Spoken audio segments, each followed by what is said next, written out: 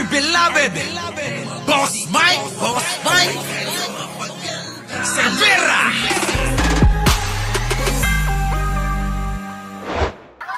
Oh, ito. Oh, patunay, may patunay ako. Mga bobot tanga kayo, ha? May patunay ako. Wala kayong mga tao. Paano mananalo pa si Sara? Yung gaganapin na rally sa November 30 ay para patalsikin si Sara. Mga tanga. Oh, ito. Nag-file nga po at nag-independent. Kung ako'y magdadala ng Sara Duterte resign, yun lang ang placard ko pwede. Well, tayo po naniniwala po tayo na kailangan din panagutin ni Sara. In fact, nag-file nga po at nag-endorse ng impeachment tayo against kay Sara. Opo. So, pwede yun. Well, para sa atin po, dapat nga na-impeach naman na si Sara. Dapat na tuloy yung trial. So, yes po. Opo. Pwede yun. Kita nyo, rally sa 30 para mag-resign na si Sara. Kasi si Sara ang pinakabobot tanga na naging vice-presidente ng Pilipinas. Hindi nyo naintindihan, ano? Hindi naintindihan ng mga DDS. Dahan-dahanin natin. Si Sara ang pinakatanga, pinakamangmang, at pinakabobo na naging vice-presidente ng bansang ito. At kayo naman, na mga sumusuporta at naniniwala pa rin kay Sara Duterte, kayo ang mga Pilipinong, mga bobo, tatanga-tanga, mga nuknukan ng mangmang, kaya nahihirapan na umasenso ang bayan na to. Gets nyo? Dahan-dahan na yun, ha? Baka mamaya hindi nyo pa naiintindihan. Siyempre yung mga loyalista na nandito at yung mga kakampig na nandito, yung mga dilawan na nandito, gets nila. Diba? Sino nakagets? Press 1! Diba? Putik na yan, ano? Ha? Itong mga DDS, wala, mahihina ulo. Mahina siya mga argumento.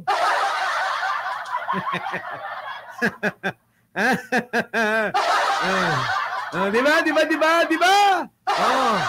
So, ngayon, eto na. Sa, November 30, rally naman para patalsikin ang pinakabobo, pinakatanga, at pinakawalang kwenta na naging vice-presidente. Ayan, Pero yung Marcos resign, bawal. Well, alam po natin at nirespeto, may mga ilan pong gano'n. Bawal! Ito. Oy, naglibayan, makinig ka. Sa rally, sa November 30, pwede kang magdala ng placard, Sara resign.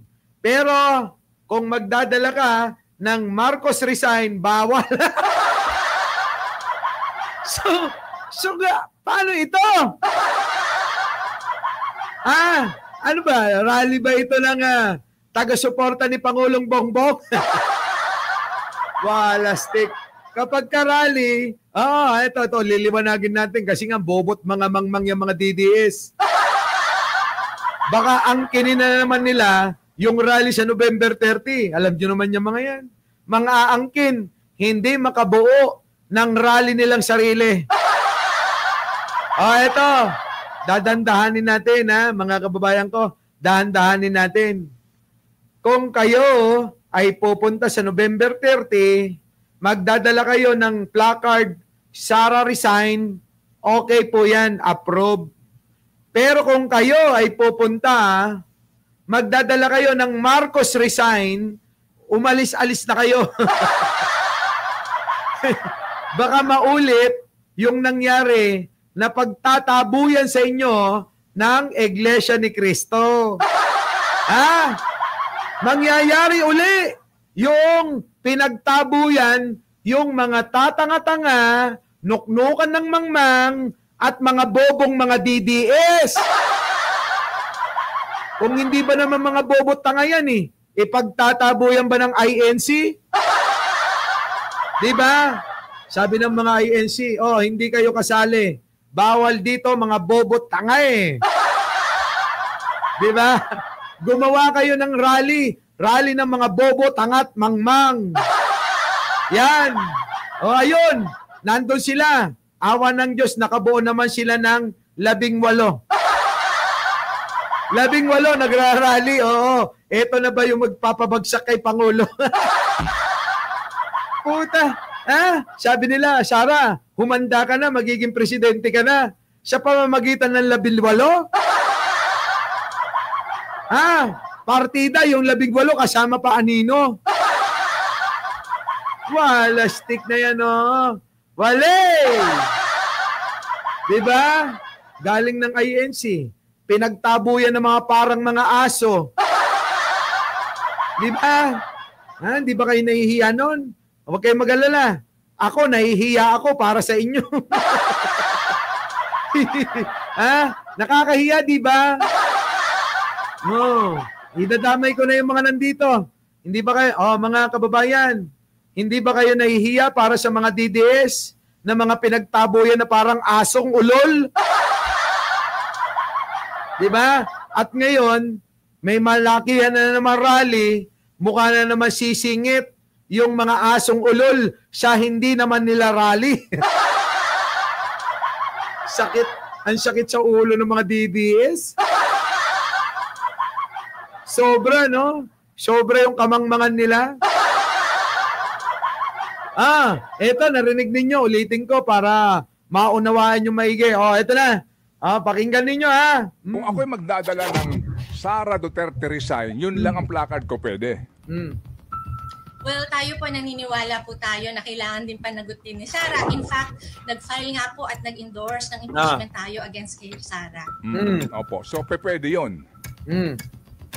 Well, para sa atin po, dapat nga na-impeach naman na si Sara. Okay. Dapat Opo. na tuloy yung trial. So pwede narinig ninyo. Sa rally sa November 30, magdala daw ng placard, Sara resign, pwede. Paano naman pag si Pangulong Bongbong Marcos? Yes po. Opo. Pwede yun. Pero yung Marcos resign, bawal.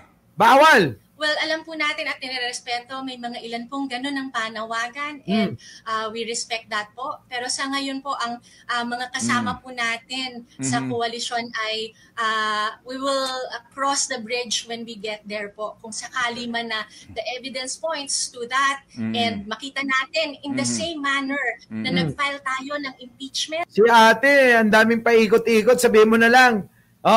Sabihin mo, tabi muna mga DDS, ayoko kayong masaktan. Bawal magdala ng placard ng Marcos resign. Diba?